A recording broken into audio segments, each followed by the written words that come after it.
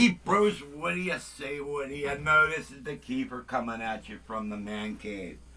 Well, it's a beautiful, beautiful Sunday afternoon, and it is 65 degrees out, and it is beautiful out there, and it's a good day to wash the car. Will I do it? I don't think so. But, well, I played last night, and paid the price for it. By the time I got home, my wrist and shoulders were hurting me so bad, but man, I cut loose on some beautiful piano solos, some organ things, and I was doing some left-handed power horn riffs on a couple songs we were doing, and it was like, you ever play something and it's like, wow, did I just play it? It's just like feels like somebody took control of your hands. But I was doing like, and I was just, man, I was kicking ass. And not that I'm bragging, but you know, when you have psoriatic arthritis and you have good days, those are victories, man. You know, especially like when you're wondering, like,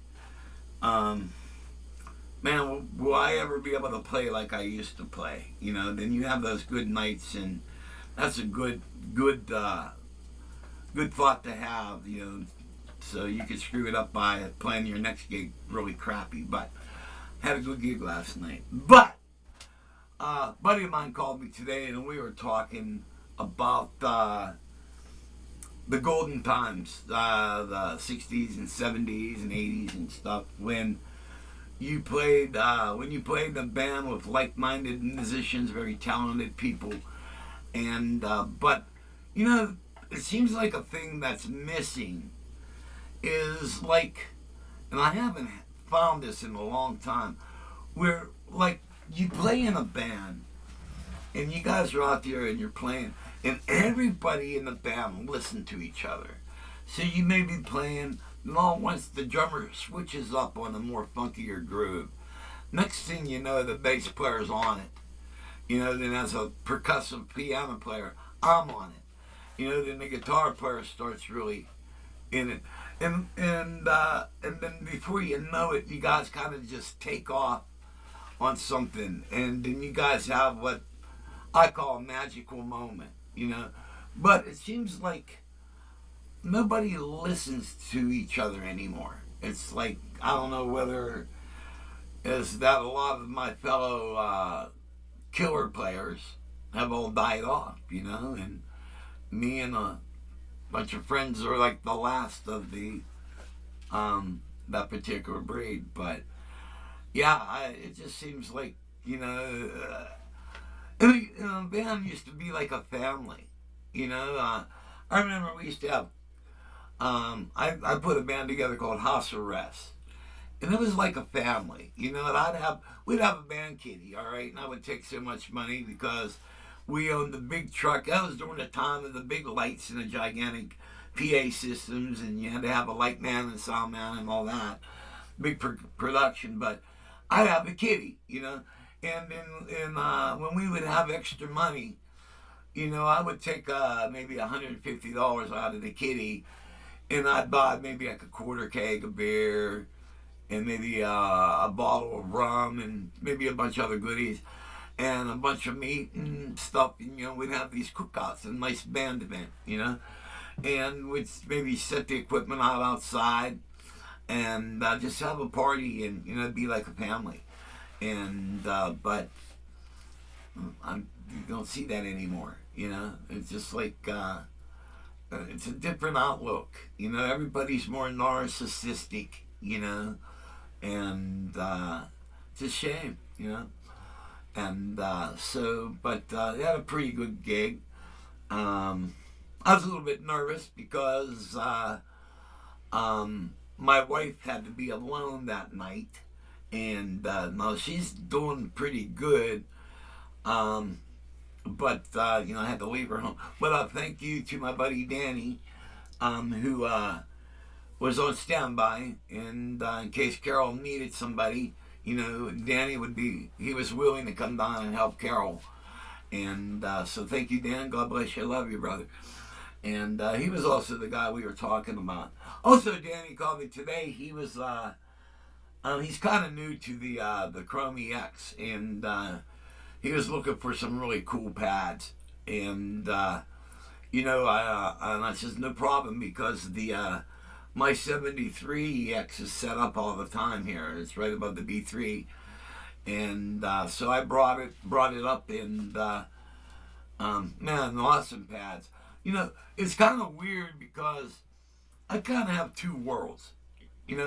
I got, like, out in the garage, I got my live keyboard rig. That's the rig I used to go play out, which I use the Studio Logic Numa 2X. That's my piano and layers, all right? And then I have the VR09 for organ and stuff, all right? And then I have the Chrome EX61, which is my horn section and flutes and all type of other goodies. And so that's the live rig, all right? But in here, I have all the other stuff that I use to write and create on. And, after talking to Danny today and going through some of these pads, I have OCD real bad. So now I'm going to have to go out in the garage and drag the Numa in here. And I'm going to MIDI the Numa into this and play some of the pads along with my best grand piano. But some of these are beautiful, man.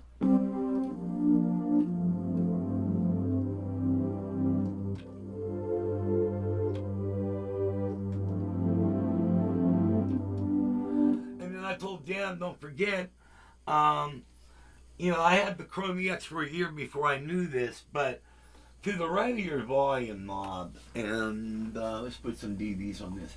To the right of your volume knob, you have a selector switch. It says tone, user, and arpeggiator. All right, and it's usually in the middle, but if you bring it up to tone, to the very top, you got these 4 assignable knobs, which are they're basically like an ADSR: cutoff, resonance, EG, and release. So you can take and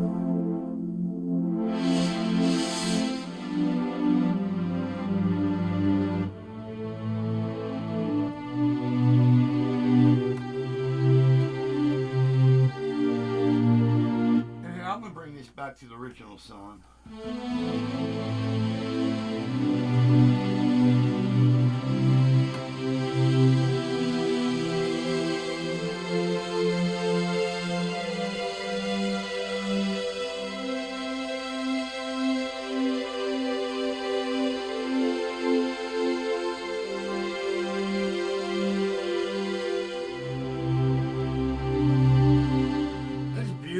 Can you picture that with a beautiful grand piano with that?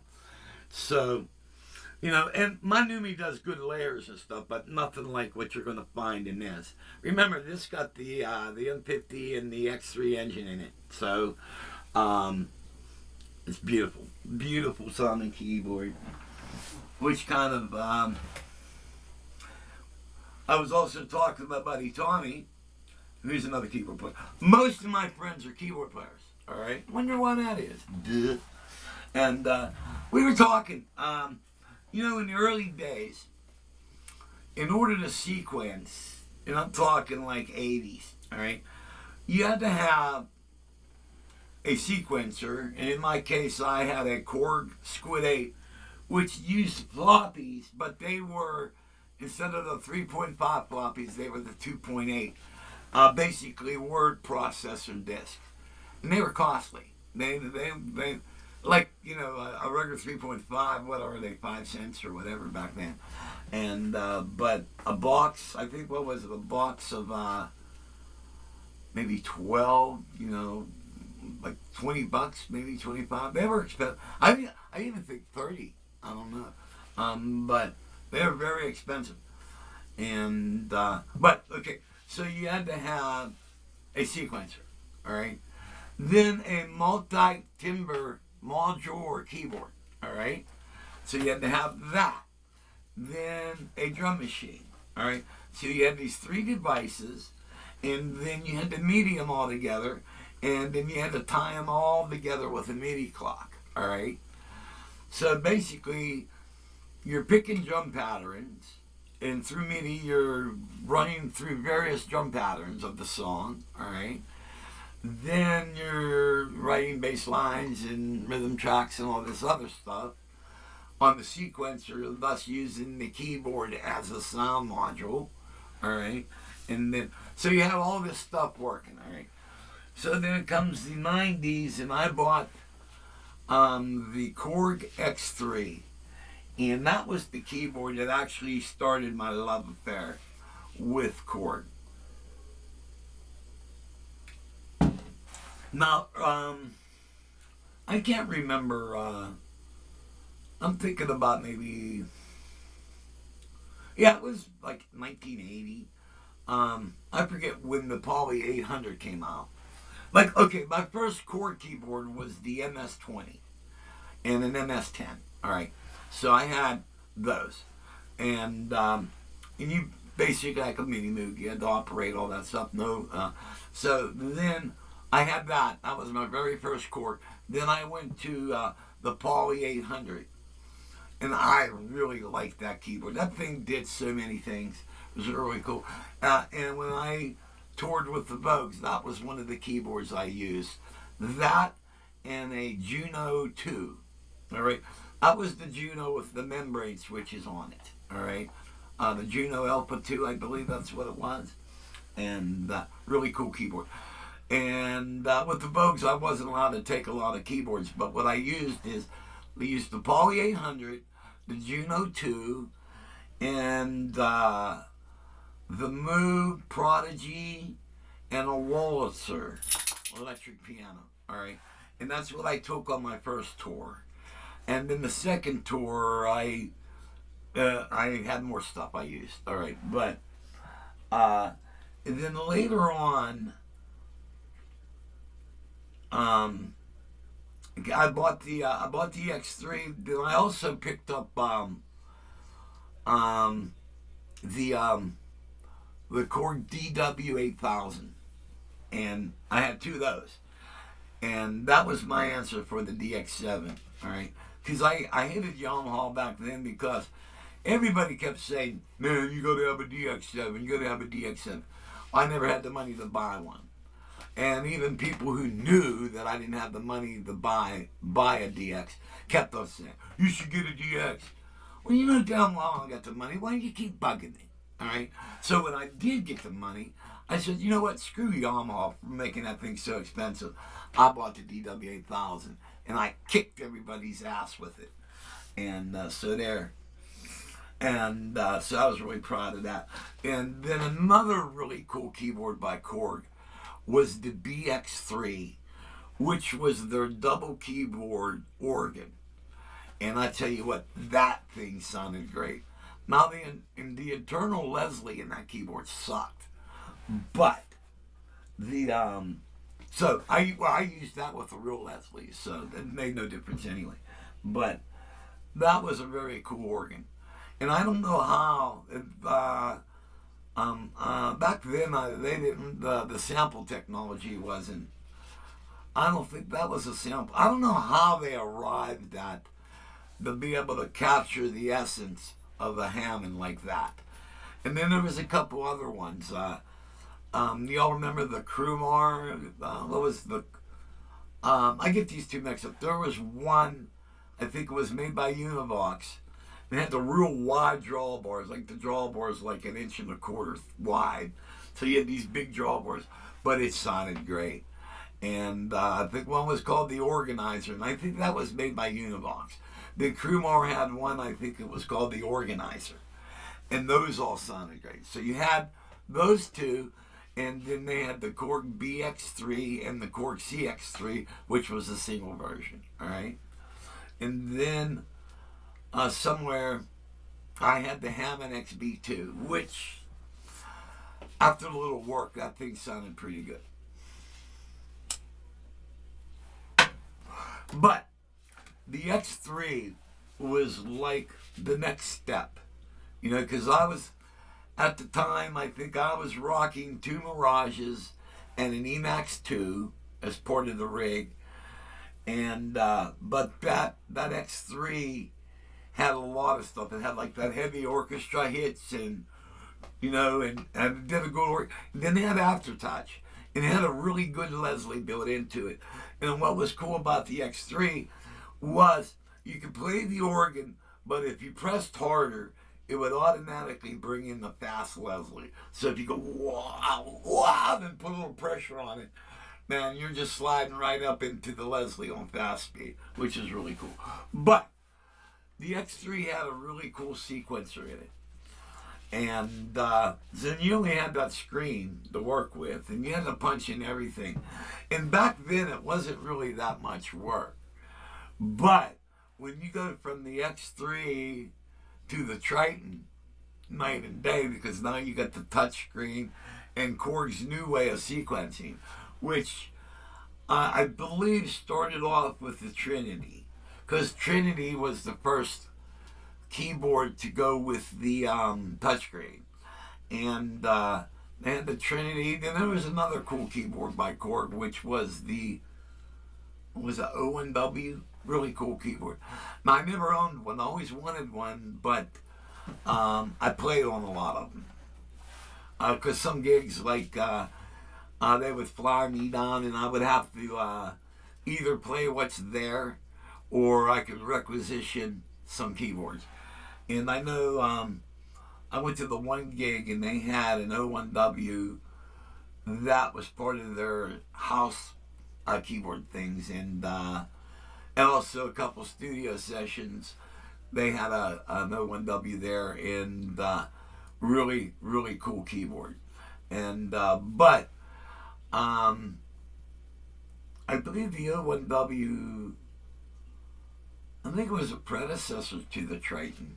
I can't remember correctly, but anyway, the sequence, I was doing all the stuff on the X3, and pretty intricate stuff, But when you go from the X3 to the touchscreen, it's like night and day. And now I was talking to Tommy today about it, and I said, back then we never, because Tommy did a lot of work on the X2. I think he was rocking a duo, and at one time a trio, and he had to do all the sequencing, and so he had to handwrite everything on the X2 and everything. And back then we didn't ever really consider it a lot of work, but now compared to what we got now, it's just like, wow, I would never want to go back into that world, because I got this world and it's a lot better. So, but now, last night went pretty good, except the Roland the VR09 kicked my ass all night. I don't know what's up with that keyboard. It sounds good and everything, and but the volume on the thing is so peaky. It's either not loud enough or too loud, and the volume control is just, with the pedal, I can't seem to find the right pedal for it. Now, I made my own volume pedal, and that's still in prototype, all right? It works great, but when I originally built it, I just built it for the physics of it. I wanted to get the mechanics where, I wanted to have the right amount of sweep, and I had to come up with the mechanics and the physics of moving that knob with a pedal. All right, but what I did was I used real thin metal, because I had to figure out the pieces to make. All right, and the metal's so thin, I was actually using heavy duty scissors to cut these pieces out. Now, when I build the final pedal, I'm probably going to make these levers in 1/8 aluminum. And so they'll be more heavy duty. So right now my prototype pedal's not ready for commercial use yet, because I still got some things to figure out on it. But the way I have it works, and the amount of slope on it is great. But last night really kicked my ass. It was just either not loud enough, and I found myself doing live edits. So, you would have the top organ part and left-handed organ part, and so certain parts of the song you have a little bit of time, kind of not a lot going on, and so I would the organ might have been set at 9, and I dropped it down to like 7, and then you hit the registry button, you hold it down, and it brings up your right menu. Now hurry up and smack right. So I was re-editing all my presets on the fly. All right. So by the time we got to the third set, I was pretty much dialed in. But the thing that kind of pissed me off was at the beginning of the night, I thought I had everything dialed in. I had the right EQ on my piano and the right EQ on the top Chromie X, and then the drummer came in and he set up his stuff, and he brought a different set of drums, and they were so loud. It was like taking everything I dialed in and just crunching, just throwing it away. But yeah, those were loud. The room we played in had like 20-foot ceilings. Usually when I walk in a room, I walk in and do one of those, and I go, oh, it's one of these rooms, like, hey, But boy, it's a loud room. Then to top it off, it's like, maybe the room is like 30 feet wide, and maybe like 150 feet long. So it's one of those long, narrow rooms. And you're at one end, so all your sound is like a funnel, shooting off. And but overall, it was a good night. But I never had a keyboard that, volume-wise, just kicks my ass like that VR09. And, it's a quirky keyboard, but it does sound good. But in all actual reality, I definitely would rather sell the VR09 and just bring up this, my other Chrome, my 73, because I was using it for organ, and actually organ for organ, the 73 it sounds way better than the VR09. And actually, one of the see if I can find it real quick here. Is this it?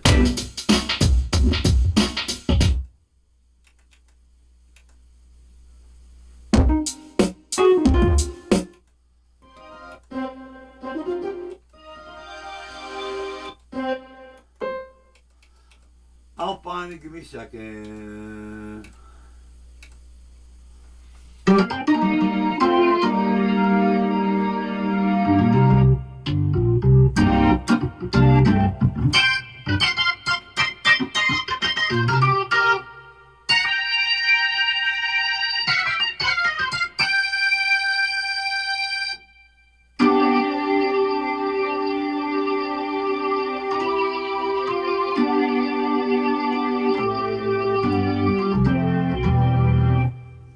This Triton really does really good organ. There's one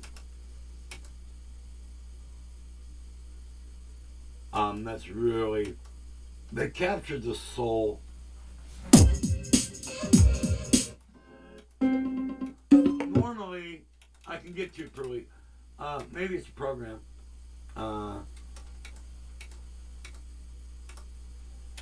No, wait, it's a combi. Anyway, we'll just hit organ. And here it is. And they really captured the soul of the B3.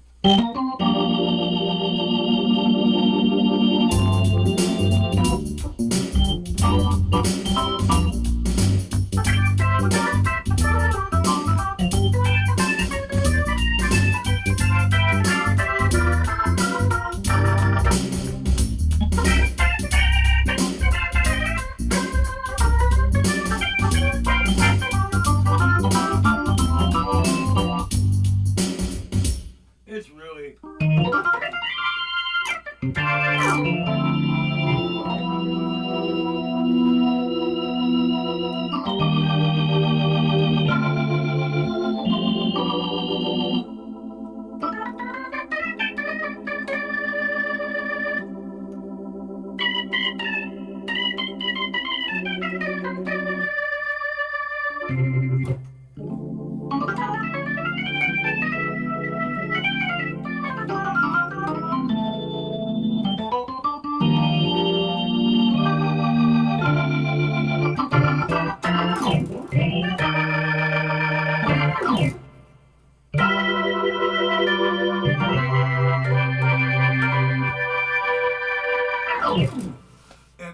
And it's loaded with a lot of this good ham and stuff. Very good stuff. And the X3's got a lot of beautiful organs in there. So, but that's basically it. And we were talking about musicianship and how a lot of musicians don't play to the room. All right. And a good example is Danny and I worked with some musicians we all grew up with. They're all good musicians, but they don't understand, like, especially me. I played, most of my life were spent playing in show bands. All right. So, you're doing like Atlantic City and stuff like that, where, you really have to have your shit really kicking. And, but, good example, I booked a job down at the Crucible, PA, Pennsylvania, at the Citizens Club. All right, and packed house. All right, there was about 4 or 5 tables right in front of the band, and these tables, I think these were tables for like 4, and they had like 6 chairs around. All these people were all packed in, and these guys would come in. And they played so loud. By the time of the 3rd song, there was nobody there in front of the band. We just blew them out. And so, I don't know about you, but when I play, I get a lot of my energy from the crowd. All right, and it's nice to see them enjoying what you're doing and stuff. But when they all go all the way to the back of a club, like it's kind of like you're playing to nobody. And that little intimacy is gone that you can have with the audience and stuff. But they just played so loud. It's not a concert venue, it's a club. And a lot of people forget about playing to the room, or if you get these like, big PA systems and stuff. And well, it's cool to have everything going through the PA, but a lot of times it's not really needed. Put through the PA, it's actually what's needed. Don't blow out the room, So that's a lot of stuff we were talking about today, and it's a lot of this stuff is kind of like gone from the local scene. It seems like I remember Soundman coming in, and they'll refine a rim shot where how you get that crisp rim shot, and you got the right amount of reverb, and it's just like playing an album, and like when I play with the Vogues, the vocal band, all right, and turn around, look at me, and you got all that type of stuff going on, and then even after me and the vocals fade out, you got the thunderous reverb. It just kind of carries on an extra second or a half a second. It's just, the beautiful processing that went in everything. But it seems like a lot of these people are blowing out the rooms, and I don't know. It's just a little bit crazy. So, well, that's my chat with you guys for today. But I got to share a couple things with you before I go. My wife and I, we have a certain sense of humor. All right, we've been together 25 years, almost 25 years, and but we had a laugh today. It was a good laugh, and it was needed. But okay, I played last night, and then also the night. So last night was Saturday. Um, it was like either Thursday or Friday. Well, it was Friday night. I was complaining about pains in my legs, and my shoulders are really bothering me. So my wife says, because I have pain medication, I have that morphine sulfate, all right, and then I also have oxy, all right, and she says, like, take an oxy, and that will get rid of the pain. Well, obviously it gets rid of the pain, but I took a half an oxy, all right, and I'm sitting there, and all the pain went away. But before I knew it, I was wide awake, and so I didn't crash out until like Saturday morning, about 7 o'clock in the morning. That's when I crashed out, and later on, about 1 o'clock, when we finally did wake up, I looked at Carol and I said, "Man, I'm gonna kick your ass." She goes, "Why?" And I said, "Well, I took out oxy and I was up all night." And I said, "You're lucky because I got wide awake and I wanted to go in the man cave and play my keyboards." She goes, "Oh, I would have killed you." But anyway, so I didn't have that much sleep, and on top of that, I didn't eat anything yesterday. All right, and so I played my ass off. Came home, my shoulders and my wrists were killing me so bad. I put this pain medication on it that I forget what it's called. It's a gel. You put it on there, and then I put these wrist wraps on. And but when I woke up this morning, me and Carol were hanging out in the living room, drinking our coffee, and she asked me something, and I answered her question, but I was kind of still waking up. And she goes, "What?" I didn't understand what she said. And I was like too tired to repeat it. So, and this was like serious. And I just looked at her and I went, and she went, "What's that?" And I just busted out laughing. I said, "I just can't believe I did that." She goes, "What do you mean?" I says, "I was doing like this. That was my repeat to you. Like that somehow you're going to understand that." And then we just started cracking up, man. It was just hilarious. It was like kind of you guys remember Lancelot, Link, Secret Chimp? And when he'd talk, he'd always do this shit. So it's just something stupid my wife and I did. But, man, we must have laughed 20 minutes on it. Then we were kind of like, I talked to her and then she'd go like this to answer me. And so we kind of carried that on. So she did. She's doing really good today. Last night was a little bit worried because, if I would have known she was feeling as bad as she was, I wouldn't have played last night. But that's when I got to the club, I called her up and says, "You okay?" and everything, and just double check on. That's when I got my buddy Danny to kind of just fill in case she needed somebody there. So, but overall, everything was cool. Anyway, guys, I'm going to go do something productive. I'm really feeling creative today, so I'm going to play with my toys. Hope you guys enjoyed the chat. Feel free to hop on your comments, and we got some cool things coming up. So, okay, guys, enjoy the rest of your Sunday. May God bless. See you when I see you.